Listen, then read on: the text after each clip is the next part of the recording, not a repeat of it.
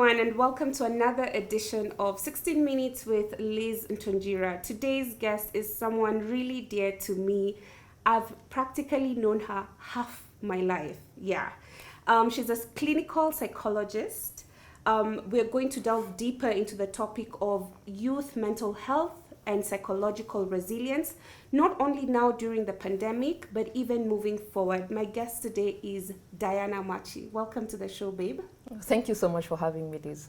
It feels funny being in such a space because we're ever laughing and joking together. And if you follow me, you will know that she is a familiar face because we've had this conversation, I think 2 or 3 times, both at the network, and I've hosted her on IG Live just to talk about mental health because it's something really critical. Maybe, Diana, if you could start with some statistics, particularly that, right now with the pandemic, has this, our mental and psychological resilience been really affected, and in what ways has it been impacted, particularly for the young people? I'll say definitely there's been a spike that has been reported by World Health Organization and CDC in terms of mental health, mental illness, or things related with mental health or our mental well-being going up. And there are 2 major factors that has affected, especially during this COVID time. One is loss of jobs for the young people and generally for the whole population. I mean, there's been job cuts and people have been losing their livelihood that has affected many people.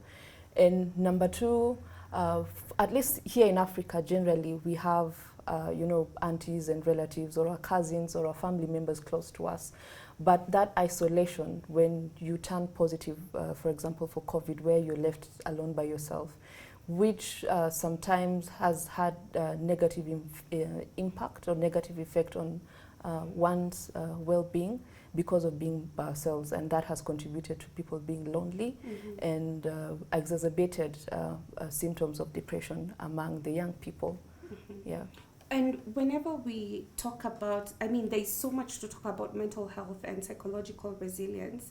When we talk about, say, depression, what are some of those things to look out for, even as individuals, or to look out for in people that, are close and dear to us? First, mental health is generally how we function in our daily life, our problem-solving skills, our cognition, our feelings, our emotions, our behavior. Generally, it has to do with how we interact with the world.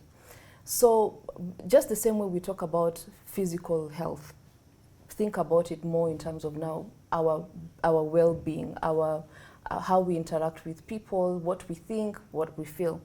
But when we talk about mental illness, it affects how we interact with people, how we feel, and how we behave. So that also contributes. That's when we also talk about symptoms. So when you talk about depression, the common symptoms that people who have depression experience are hopelessness, for example, feelings of general sadness, or some people become very irritable. Most people, or some people, lose weight or add weight. There's in a very short period of time. There's also loss of appetite and increased appetite among the population.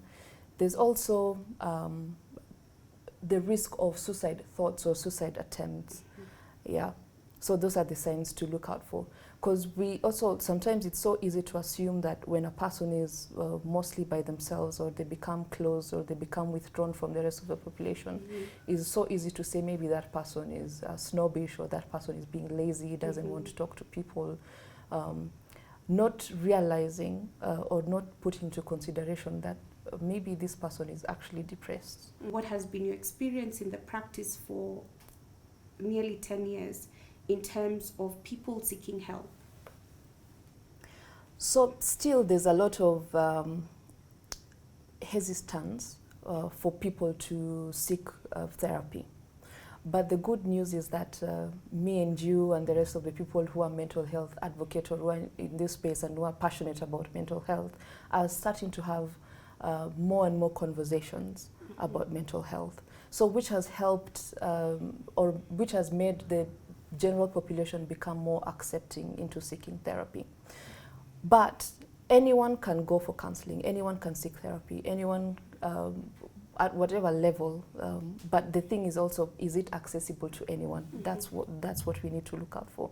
And number two, the fact that you don't need to be crazy, what we call psychotic, to seek medical attention or psychological support, because that's our general assumption. That's what we've known for the longest time.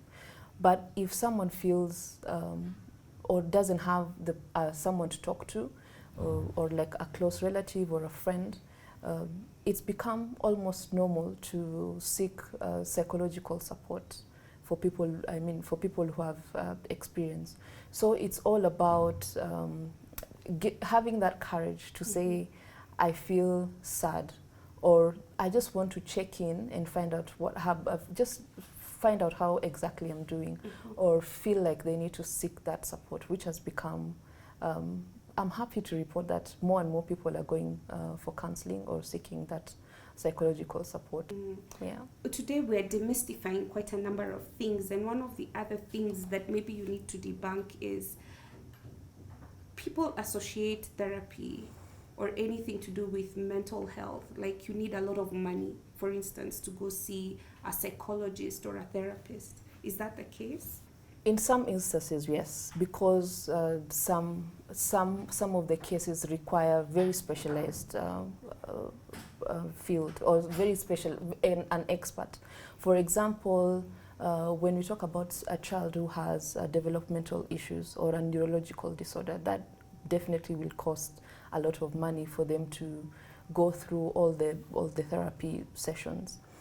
But even in our country, we have hotlines or helplines where people can, get therapy for free. For example, even I know at Mathare Hospital, where you can get therapy at subsidized rates. So it also depends. We are also very many in the field with with diverse experience based on what a person needs or the kind of support they are seeking. So it's varied. I will not say it's expensive, and neither will I say it's cheap, but also depends on the kind of support someone is seeking. Okay. Yeah. Let's talk about suicide, because it's been a conversation that has dominated a lot of narratives since the beginning of the year. And we've seen the rates really higher in men than in women. Why is it tougher for men? This is because when you look at the statistics of suicide, as you're saying, it's higher in women than men. In men yeah. than in women, because women will there are actually more attempted suicides among women than men. That's one thing we need to know. But men have been more successful in committing suicide than women. This is because men use very violent ways of committing suicide. So, women will say, maybe someone will take poison or, swallow some tablets, what we call attempted suicide. But men become more successful because they use very violent ways, gunshots, hanging themselves, which will definitely mean that, it's, it's final. Yeah. So that's why we have higher rates of suicide among men than women. Is it the notion that, we tell men, deal with it, man up, those kind of narratives within the society? Yes, we've not had, unfortunately, enough spaces where men can talk about their feelings, because being parents of boys, it's so easy to tell boys, don't cry, you're being a girl. Fall, it's okay, just stand and run. Yeah. So without actually encouraging them to talk about their feelings. And for girls, as we grew up, you are told, how are you feeling? What are you doing? Why are you crying? Someone will have, at least a relative or someone will ask you how you're feeling. In men, unfortunately, that is not the case. But also based on that, then with time, men have become more closed into sharing about their feelings, because you don't even put men and feelings in the same conversation. So, and also women have become also very open and also very willing to talk about their feelings to a group of people, and they have sufficient social support around them, which unfortunately for men is not common. And the only support that they get is alcohol, for example. Yeah, so which also exacerbates, makes the condition worse, because now you're not just dealing with feelings of sadness and loneliness or depression. You're also dealing with alcohol abuse and dependence, unfortunately. How has social media impacted on mental health for a lot of young people? I will say in two ways. One, I think it's a good thing that we are talking about mental health.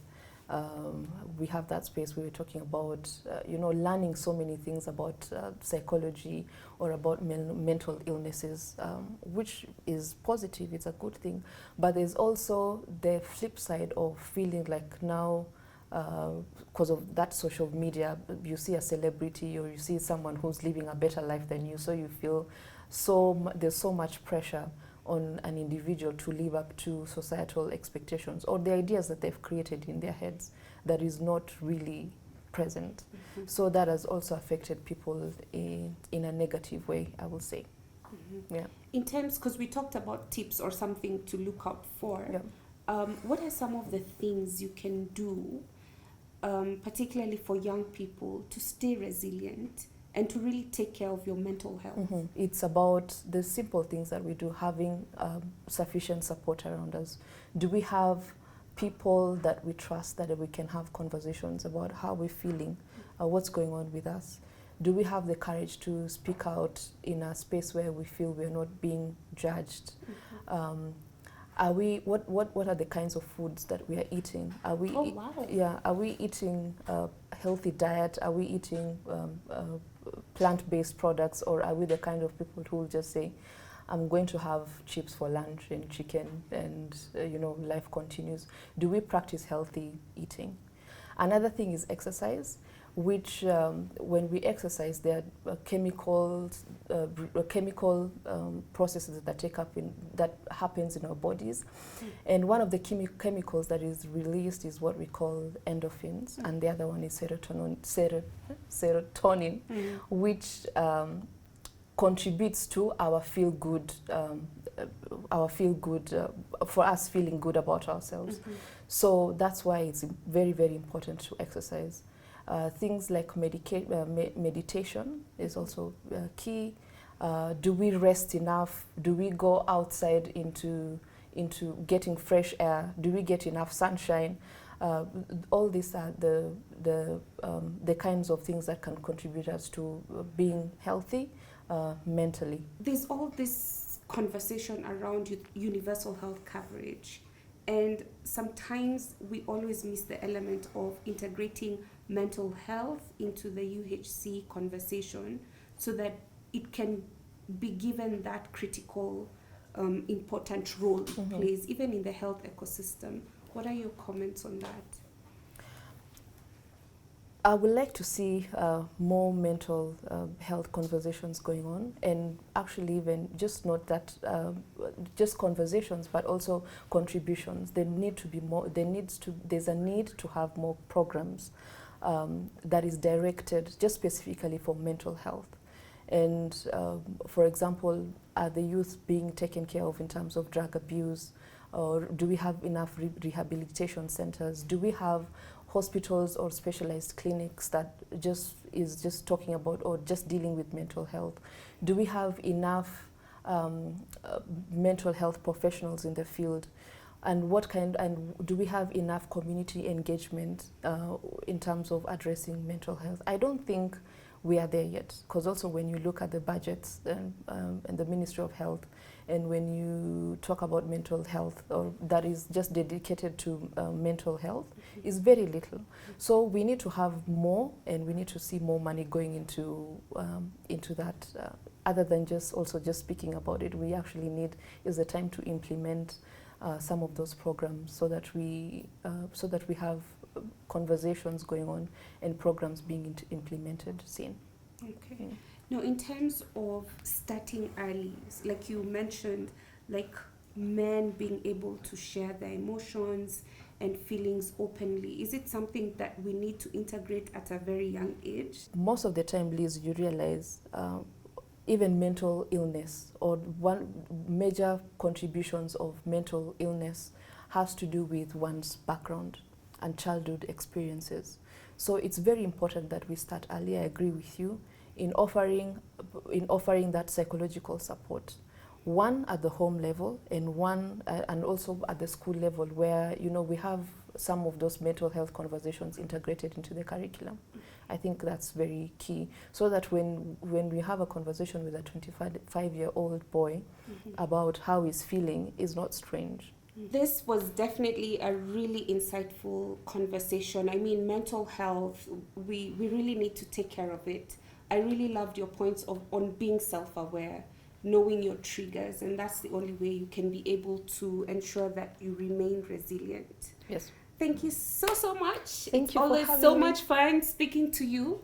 Always so many nuggets of wisdom. Asante sana. Thank you very much for Appreciate having it. me. It was fun. Yes, it was. And thank you guys for listening in. Until the next edition of 16 Minutes. See ya.